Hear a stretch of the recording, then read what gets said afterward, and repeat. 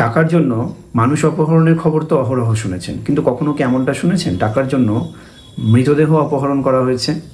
হ্যাঁ, ঠিকই বলছি।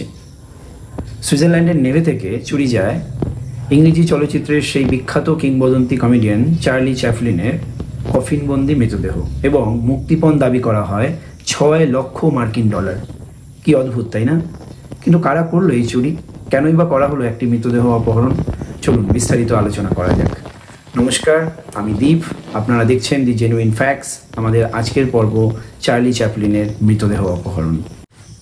1879 সালে লন্ডনের এক মধ্যবিত্ত পরিবারে জন্মগ্রহণ করেন চার্লস স্পেন্সার চ্যাপলিন, যিনি চার্লি চ্যাপলিন নামে বহুল পরিচিত।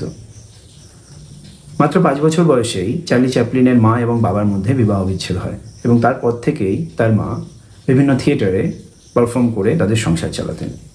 একদিন মা থিয়েটারে পারফর্ম করা অবস্থায় শরীর অসুস্থ বোধ করলে তখন চ্যাপলিন চলে যায় সরাসরি স্টেজে তার মায়ের হয়ে পারফর্ম করতে। সে তার মায়ের অঙ্গভঙ্গিতে পারফর্ম করতে শুরু করে এবং সবার খুব ভালো লেগে যায়। এভাবেই চলতে থাকে বাকি 5-7টা বছর। পরবর্তীতে চ্যাপলিনের বয়স 12 বছর হতেই তার মা আবার নতুন করে বিবাহ বন্ধনে আবদ্ধ হয়, এবং শুরু হয় চ্যাপলিনের জীবনে এক ব্যাপক একাকিত্বের, এবং মানুষের আশ্রয় হয় মাত্র 12 বছর বয়সে একটি অরফেনেজ হোমে। দীর্ঘদিন সেখানে থাকার পর সে নিজের মধ্যে সেই কলাকৌশলীগুলোকে আরও বেশি বাড়িয়ে তুলতে থাকে, এবং সে ভালো করেই বুঝে যায় যে একমাত্র অভিনয়ের মাধ্যমেই সে তার জীবনটাকে একটি বড় পর্যায়ে নিয়ে যেতে পারে। চ্যাপলিন কর্মজীবনের উদ্দেশ্যে লন্ডন থেকে রওনা দেন মার্কিন যুক্তরাষ্ট্রে, এবং সেখানেই শুরু হয় তার সেই চলচ্চিত্রের কর্মজীবন। সালটা ছিল 1914। সেই বিখ্যাত চরিত্র বা চ্যাপলিনের চরিত্র, যে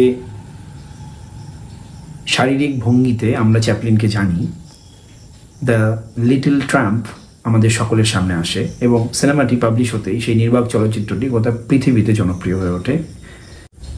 পরবর্তীতে দ্বিতীয় বিশ্বযুদ্ধ চলাকালীন সময়ে 1940 সালে দি গ্রেট ডিক্টেটর সিনেমাটিতে চ্যাপলিন স্বয়ং হিটলারের ভূমিকা পালন করেন। এ বিষয় নিয়ে গোটা পৃথিবীতে শোরগোল পড়ে যায়। তবে চরিত্রটি বেশ ভালো লাগে হিটলারের। এই মানুষটির সঙ্গে পরিচয় ছিল তৎকালীন সময়ে অ্যালবার্ট আইনস্টাইন, রবীন্দ্রনাথ ঠাকুর, গান্ধীজি সহ বিখ্যাত পৃথিবীর বিশেষ বিশেষ মানুষের। 1973 সালে চ্যাপলিন তার বিখ্যাত সিনেমা দ্য লাইমলাইট এর জন্য অস্কার পান, এবং তার ঠিক 2 বছর বাদে 1975 সালে ইংল্যান্ডের রানী কুইন এলিজাবেথ II তাকে নাইট উপাধি দেন।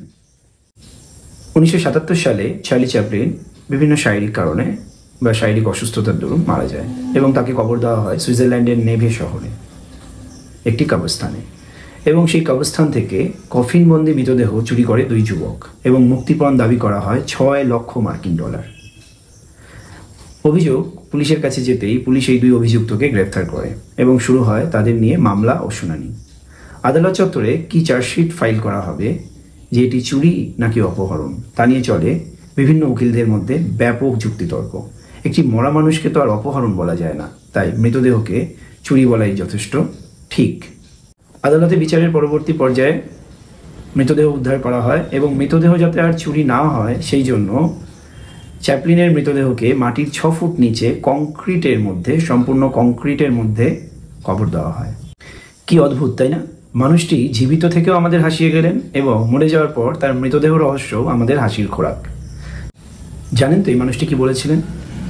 My pain can bring smile to others, but my smile cannot bring the pain to others.